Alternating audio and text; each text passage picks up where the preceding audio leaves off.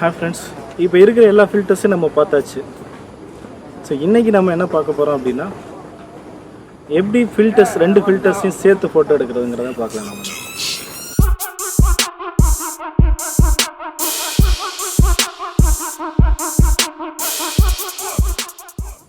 இந்த வீடியோவில் ND filters and graduate filters எப்படி நம்ம சேர்ந்து ஃபோட்டோ எடுக்கலாம் அப்படின்னு பார்க்கலாம். ஏன் இந்த ரெண்டு ஃபில்டர்ஸையும் ஒன்றா சேர்க்கணும்? ஸோ இப்போ நம்ம என்ன பண்ண போகிறோம் அப்படின்னா, ஒரு வாட்டர் இருக்குது, அப்புறம் சம் பில்டிங்ஸ் இருக்குது, மேலே ஸ்கை இருக்குது.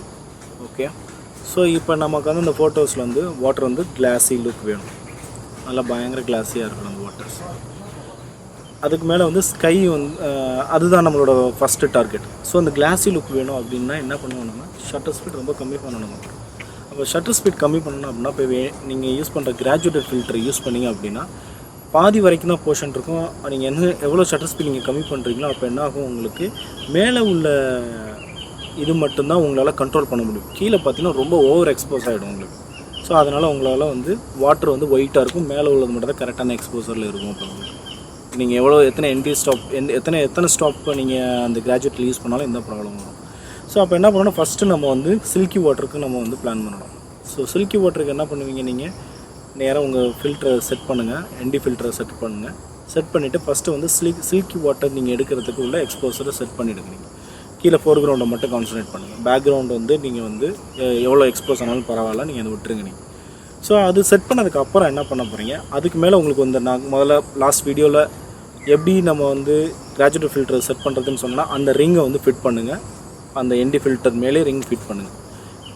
ND ஃபில்டர் மேலே ஃபிட் பண்ணிவிட்டு நீங்கள் மேலே எவ்வளோ லைட் ஸ்டாப் பண்ணணும் அப்படின்னு நினைக்கிறீங்களோ அதுக்குரிய அந்த கிராஜுவேட் ஃபில்டரை நீங்கள் உள்ளே போட்டிங்க அப்படின்னா என்ன ஆகும்னா, உங்களோட ஷட்டர் ஸ்பீடு டோட்டலாகவே கம்மியாக இருக்கும்.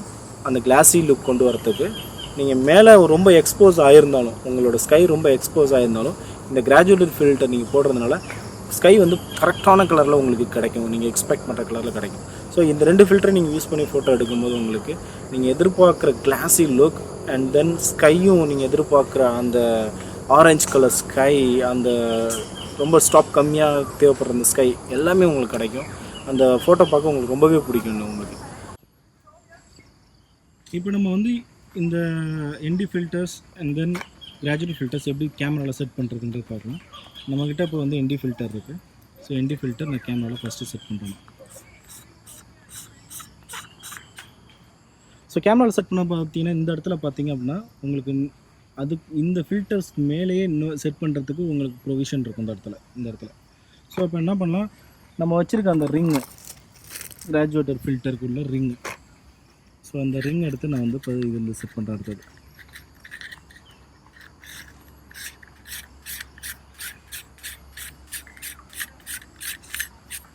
இப்போ ரிங் நான் செட் பண்ணிட்டேன், கிராஜுவேட்டர் ஃபில்டரோட ரிங் செட் பண்ணிட்டேன். ஸோ அதுக்கப்புறம் வேறு நம்ம என்ன பண்ண போகிறோம், அடுத்தது அந்த ரிங் மேலே ஒரு ஸ்லாட் போட்டு, ஸோ இந்த ஸ்லாட் மேலே நம்ம ஆட் பண்ண போகிற அந்த கிராஜுவேட்டட் ஃபில்டர்.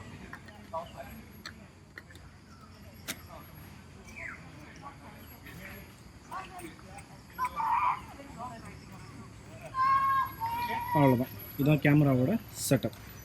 ஸோ இந்த செட்டப்பை நீங்கள் செட் பண்ணிவிட்டு நீங்கள் ஃபோட்டோ எடுக்கலாம்.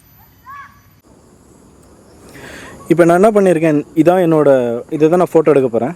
இப்போ என்ன பண்ணியிருக்கேன் பார்த்தீங்கன்னா, ND ஃபில்டர் போட்டாச்சு அண்டு நான் இந்த ரிங்கு மாட்டிட்டேன். இன்னும் நான் இப்போ இந்த இதில் பார்த்தீங்க அப்படின்னா எனக்கு கிளாஸி லுக் வாட்டர் வந்துடும், எல்லாமே வந்துடும். பட் ஸ்கை பாருங்கள், ஸ்கை பார்த்தீங்கன்னா ஒயிட்டாக இருக்குது. ஸோ இப்போ அந்த ஸ்கையை நான் இன்னும் டிம் பண்ணி ஆகணும் இந்த இடத்துல.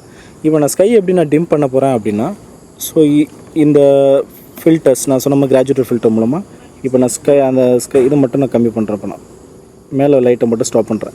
ஸோ இப்போ பார்த்தீங்கன்னா ஸ்கை எனக்கு கொஞ்சம் லைட் ஸ்டாப் ஆகிடுச்சு. எனக்கு அங்கே இருக்கிற கலர்ஸ் நேச்சுரல் கலர்ஸ் எனக்கு கொஞ்சம் கிடைக்குது, எனக்கு ஓவர் எக்ஸ்போஸ் ஆகாமல். ஸோ இந்த பொசிஷனில் வச்சு நம்ம ஷாட் எடுத்தோம் அப்படின்னா எல்லாமே கரெக்டாக இருக்கும். நம்ம எதிர்பார்க்குற மாதிரி அவுட்புட் கரெக்டாக வரும்.